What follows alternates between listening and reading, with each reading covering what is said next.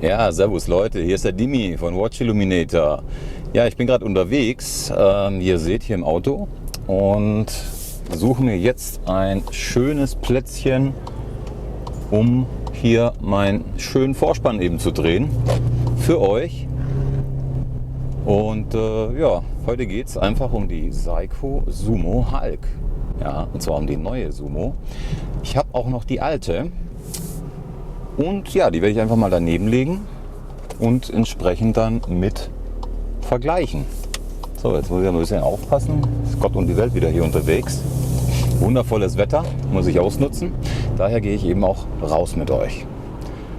Dann wünsche ich euch gleich viel Spaß, weil ich fange jetzt gerade schon wieder an zu labern und will euch nicht langweilen. Also bis gleich.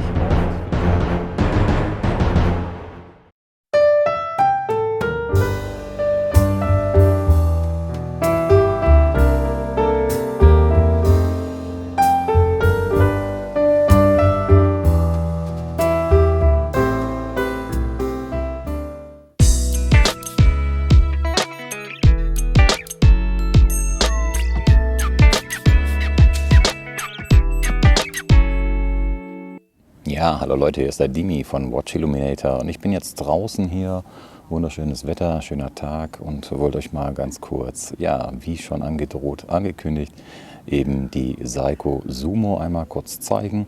Für Details gehe ich natürlich dann zu mir wieder ins ja, Watch Illuminator Studio, aber jetzt erstmal habe ich euch die mal mitgebracht, damit ihr mal schon mal einen ersten Eindruck bekommt, hier direkt unter freiem Himmel an der Sonne. Na, und die werde ich dann vergleichen mit dem Vorgänger, mit der Vorgänger Sumo. Und ja, ihr könnt euch jetzt auf ein paar spannende Details freuen. Denn den einen oder anderen Unterschied gibt es natürlich, habt ihr auch schon mitbekommen. Und ja, wir gehen mal einfach mal ein bisschen in die Tiefe. So Leute, jetzt bin ich wieder im Studio und jetzt schauen wir uns mal die Kandidaten näher an.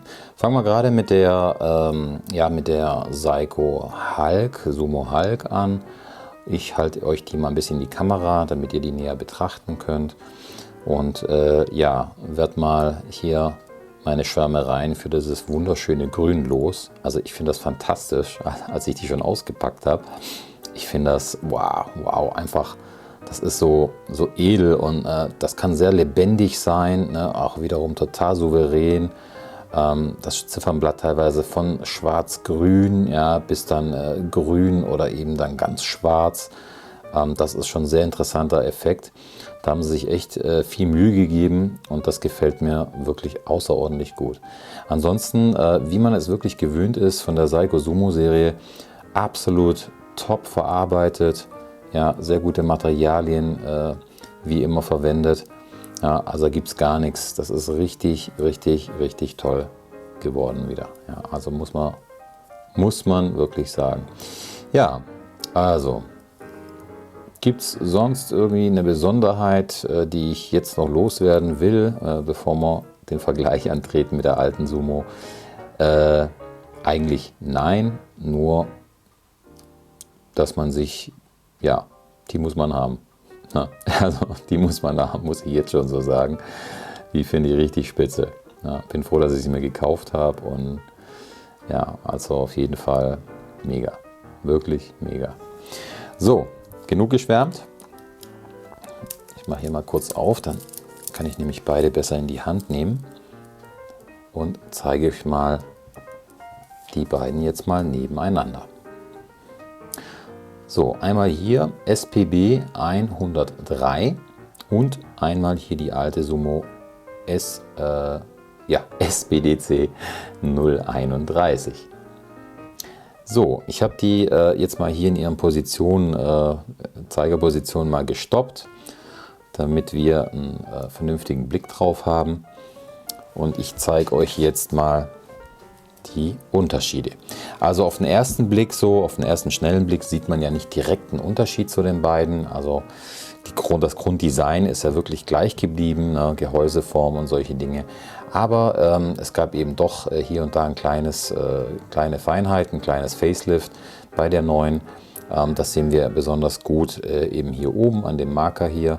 Der ist jetzt hier unten abgeflacht. Wir haben da keine Spitze mehr, also kein Dreieck mehr, so wie das jetzt hier bei der alten Sumo ist. Und wir haben auch auf der Lünette hier einfach viel feinere Punkte und Linien, Zahlen, was hier alles einfach ein bisschen dicker ist, ein bisschen kräftiger abgebildet ist.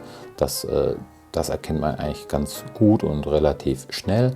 Was man auf den zweiten oder dritten Blick erst erkennt, sind Unterschiede hier im Ziffernblatt, in den Indizes. Also gerade wenn man hier auf 12 Uhr schaut, dann erkennt man hier, das ist so ein bisschen kleiner und dicker das Ganze gehalten.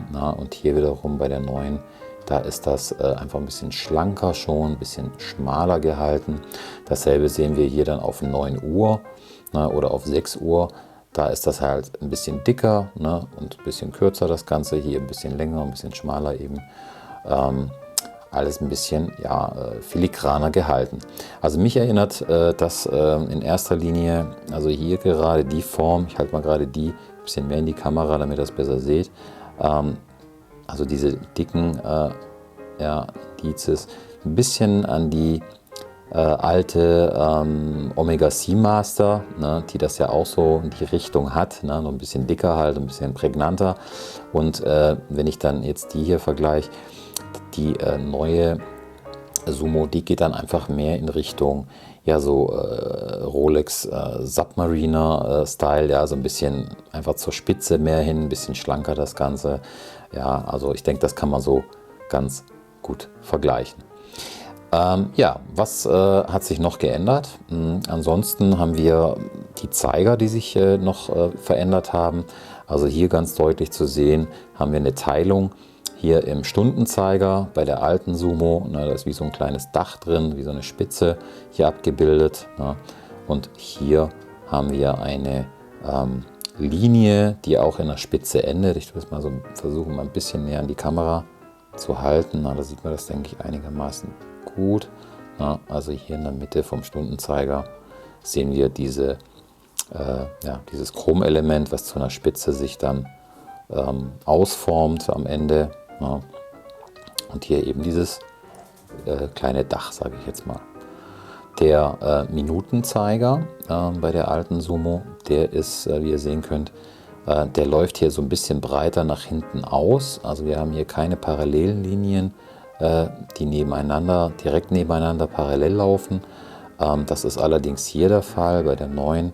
Die läuft dann wirklich hier, also da läuft der Zeiger wirklich parallel oder die Ränder zueinander parallel bis nach hinten, und da gehen sie dann ganz leicht auseinander und bilden dann einfach so ein, ich sage jetzt mal, ich will nicht sagen so ein Bauch oder so, aber so ein, wie soll ich sagen, einfach so ein dickeres Ende sozusagen. Und das ist hier auch abgeflacht, das Ganze, wogegen dann hier bei der alten Sumo das eben hier zu einer Spitze ausläuft.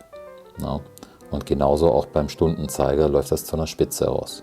Bei den beiden, also Zeigern hier bei der neuen Sumo, die laufen eben so abgerundet hinten aus. Der Sekundenzeiger selbst, der hat sich nicht wesentlich verändert. Der ist jetzt bei der alten Sumo hier vorne einfach so ein bisschen schlanker gehalten. So, Moment, ich halte das mal so ein bisschen besser hin. Ich hoffe, das geht so. Ein bisschen schlanker gehalten hier vom Bereich, wo die Leuchtmasse sich befindet. Ein bisschen schlanker und länger. Und hier bei der neuen ist das Ganze einfach so ein bisschen kürzer, ein bisschen dicker, sage ich jetzt mal. Aber Design an sich hat sich in dem Sinne nicht wirklich verändert. Das Ende hier unterscheidet sich minimal. Das ist, wenn ich das richtig erkenne, ein bisschen, ein bisschen schmaler als hier, als bei der alten Sumo. Jo, das sind so jetzt mal die optischen Unterschiede. Einen noch, bevor ich den vergesse, fällt mir gerade noch ein. Der Rahmen hier, also diese Umrandung hier in der Datumsanzeige, die ist hier etwas kräftiger bei der neuen Sumo und eben bei der alten Sumo, wie man hier erkennen kann, einfach ein bisschen feiner gehalten. ja, im Vergleich zur neuen Sumo. So, das sind so eigentlich die ja, deutlichsten Unterschiede, wenn man hier so auf beide Uhren schaut. Ansonsten gibt es im Profil sozusagen, beziehungsweise von der Seite, einen auch deutlichen Unterschied. Und zwar ist das wie folgt. Moment, ich muss euch das nochmal so vernünftig hinrichten, damit ihr das auch gut sehen könnt. So, jetzt ist das, denke ich, ganz gut zu sehen.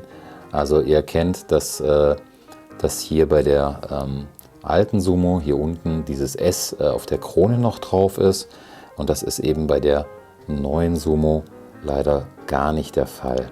Ja, das ist echt schade, weil ich finde, das Ganze, das gibt einfach nochmal so dem Ganzen nochmal so ein, wie sieht man es am besten? So, jetzt, ich hoffe, so geht es einigermaßen. Das gibt einfach dem Ganzen, ich will mal sagen, so das i-Tüpfelchen. Ne? Das ist so wie die Kirsche oben auf der Torte einfach.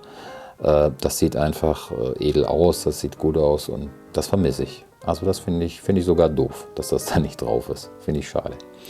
Aber okay, gut, ist halt so.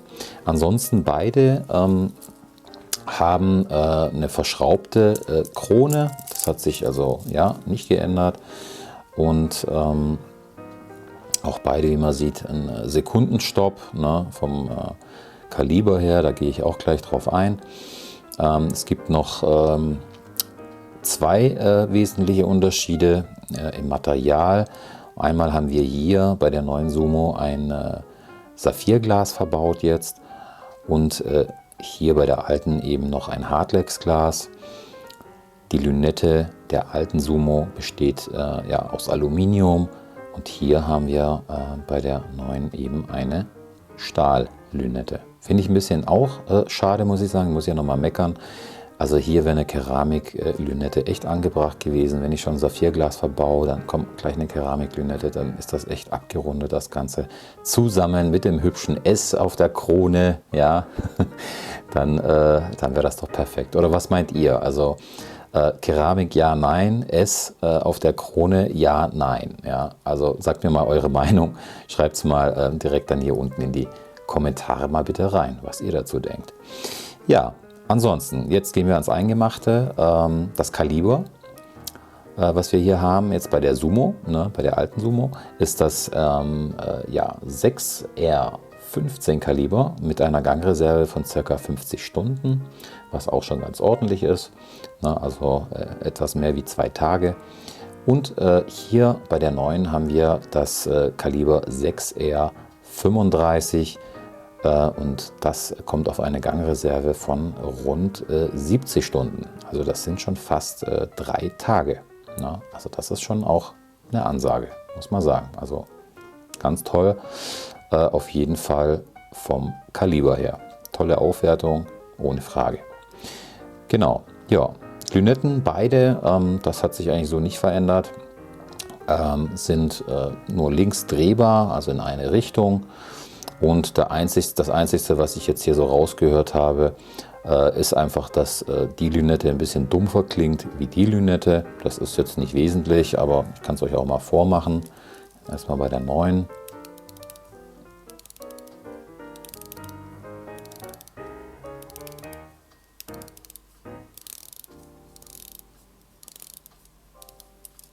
So, dann nehmen wir mal kurz die alte.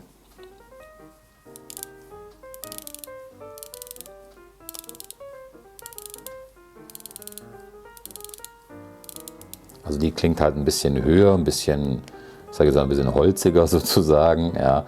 Aber ich denke, das wird jetzt dem Ganzen auch der Uhr jetzt keinen Abbruch machen, wie die Lünette klingt. Ja. Also die andere klingt so ein bisschen satter halt, ja. Wenn ich die jetzt einfach drehe, ein bisschen, ich habe das Gefühl ein bisschen, dass die präziser ist irgendwie. Und apropos Präzision. Jetzt hier oben haben wir immer noch Saigo-typisch immer so ein leichtes Spiel, ist nicht viel, also ist schon besser geworden. Und es fluchtet auch ordentlich, ich mache das mal kurz im Schnelldurchlauf hier. So. Es fluchtet auch ordentlich oben, also die beiden Marker hier, wirklich in einer Linie. Das ist wirklich gut.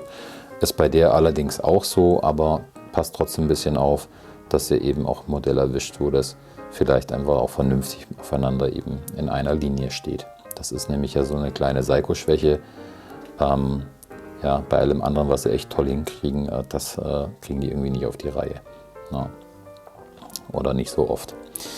Ja, genau. Ansonsten, gleich geblieben ist außerdem hier der Bandanstoß. Wir haben hier die 20 mm, wie gehabt. Das hat sich nicht verändert. Der Durchmesser, der ist auch gleich geblieben. Also wir haben jetzt hier, wenn ich direkt außen messe, an der Lünette am oberen Rand quasi, da kommen wir ungefähr auf einen, Moment, ich muss auch mal treffen, so 42,5 Millimeter Durchmesser. Und hier, entschuldigt, kurz mal den Beweis antreten, ja, auch hier kommen wir eben auf diese 42,5. Also da hat sich auch nichts verändert.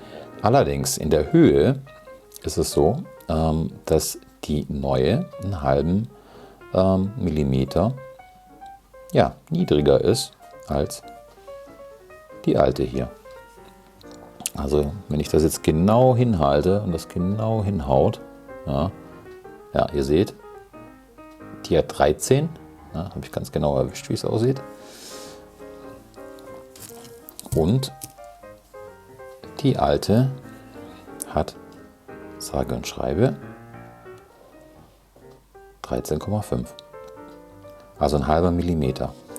Ist jetzt nicht die Welt, aber ich denke, wenn es vielleicht gerade auf den halben Millimeter ankommt, wenn man eben die Uhr vielleicht unter dem Ärmel vom Hemd trägt, von der Manschette trägt, vielleicht merkt man das dann da, dass der halbe Millimeter vielleicht zu viel ist bei der hier, aber ich denke, ja gut, so kleinlich müssen wir nicht werden. Es sind beides auf jeden Fall sehr gut tragbare Uhren, im doppelten Sinne, einmal vom Komfort und einmal auch vom Preis-Leistungs-Verhältnis. Und was eben ganz, ganz toll eben ist an diesem Design hier, ich lege gerade mal die kurz ab, ist einfach diese gebogene Form, diese Hörnchenform, sage ich jetzt mal, die sich unglaublich wunderbar an den Arm anschmiegt, also auch für ein bisschen kleinere Handgelenke dadurch besser geeignet ist dadurch. Ja. Also und sie sitzt dadurch auch besonders bequem und ganz typisch ist auch diese hochgezogene Wand hier, wo die Lünette eben drin verschwindet. Das ist bei der neuen ganz genauso geblieben, wie man hier sieht. Also das hat sich nicht verändert. Das ist wirklich auch ein stabiles und wirklich sehr, sehr gutes Design an der Stelle. Einmal seht ihr jetzt hier mit Band, ohne Band quasi, sozusagen. Moment, das war in die richtige Richtung. So, genau, so schaut das aus. Also ich kann es nur sowohl die alte als auch eben die neue wärmstens empfehlen. Ihr könnt mit beiden nichts falsch machen, aus meiner Erfahrung heraus. Sind auch von den Kalibern her beide sehr zuverlässige Uhren und sehr langlebige Uhren, an denen man lang Spaß hat und auch wirklich, wirklich edel aussehen. Die stehen, sage ich jetzt mal, einer teuren Uhr nicht allzu sehr nach. Also wenn ich jetzt die Vergleiche jetzt anschaue mit hier Rolex zum Beispiel, in der Rolex Submariner Hulk wurde die hier schon verglichen. Ich meine, das vergleicht man nicht zum Spaß einfach so, nur weil die beide halt zufällig grün sind. Die ist auch halt wahnsinnig gut verarbeitet. Und das, obwohl die da 10, 11, 12 Mal günstiger ist, wie eben so eine Submariner. Ne? Also das ist schon eine Ansage. Ne? Also die kann was. Ne? Und die auch. Ich ziehe mal ganz kurz meine Uhr aus und lege mal die neue Sumo an, damit ihr die mal auch am Handgelenk sehen könnt. Moment. Und ja, wenn ich das jetzt natürlich daneben halte, ja, jetzt mit der Omega,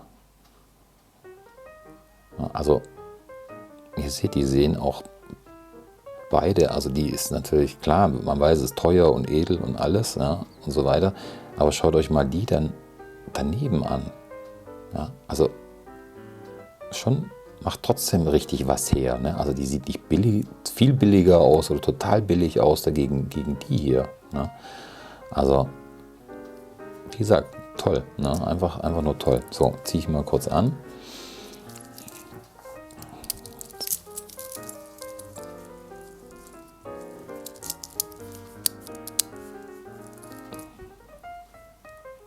So schaut die aus. Mein Handgelenk, das ist jetzt, oh, was hat denn das zurzeit? Ich glaube 17,5 cm, wenn ich es richtig im Kopf habe. Ungefähr 17,5 cm. Ja, so ein bisschen weiter weg, dann seht ihr das besser. Moment. So. Ja. Da sieht man hier, die habe ich ein bisschen zu eng getragen, aber okay. Die Omega. Ja. Ich bin zu fett geworden. So. Ja. Also, ich kann mich nur wiederholen. Jungs und Mädels, ich kann mich nur wiederholen. Das ist eine geile Uhr.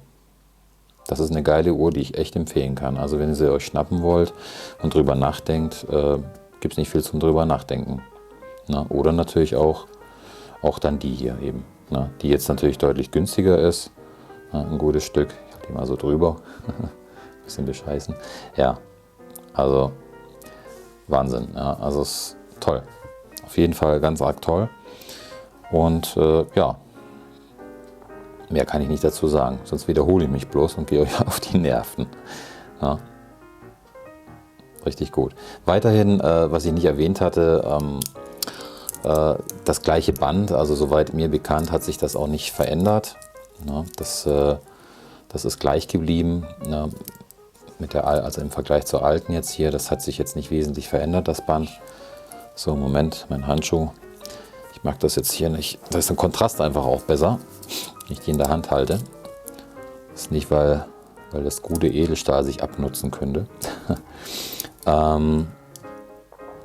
also wo war ich? Ja, das Band, genau. Das Band ist, soweit ich weiß, auch ganz geblieben, genau. Gleich geblieben, ja, so wie es die alte auch hatte. Ich habe das jetzt gerade nicht da, damit ich das kurz daneben legen kann, aber mir sind jetzt keine Änderungen bekannt. Also falls ihr was wisst, dann gern auch nochmal in die Kommentare unten rein posten. Ansonsten, ja, gleiches Band, soweit ich beweis eben. Ne? Und das ist auch ein gutes Band, bewährtes Band, also ne, ja, mit Sicherheitsfallschließe und mit Entriegelung dann hier entsprechend. Ne?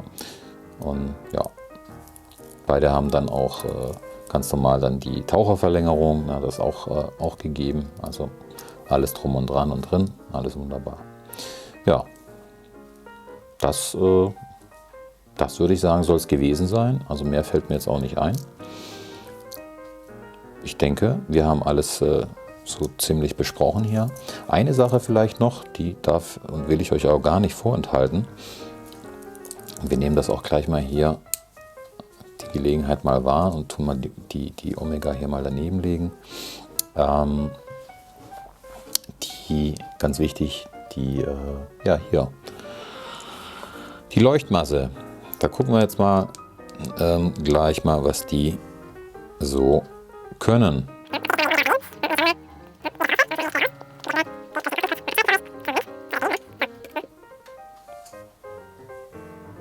Also ihr seht, ja, großartig. Großartig. Ja. Das ist die neue Sumo Hulk. Das ist die alte Sumo. Und im Vergleich dazu noch die Omega. Ja, ist natürlich auch apart, ne? Also keine Frage, das sieht schon cool aus. Ne? Aber rein jetzt von der Leistung her, wenn ich jetzt mal beide, ja, ihr seht, also das ist top. Ja, also da steht die jetzt auch der in nichts nach. Ja. Also auch wunderbar. Moment, erst die ablegen, dann die hier. So, genau. Ja, aber ich glaube, jetzt habe ich tatsächlich alle Punkte, gehe ich mal von aus. Wenn ich jetzt irgendwas vergessen habe, dann postet es mir auch bitte gerne in die Kommentare rein. Ja, damit es zumindest dann unterm Video steht. Alles klar, jetzt dritter Anlauf. Jetzt sage ich aber auch wirklich Tschüss. Ich hoffe, ihr habt Spaß gehabt. Gebt mir einen Daumen nach oben und abonniert meinen Kanal gerne. Ja, ist natürlich weiterhin kostenlos. Und ich wünsche euch da draußen viel Spaß. Passt auf euch auf und bei Fragen, ja, meldet euch gerne. Bis bald, euer Dimi von Watch Illuminator. Macht's gut.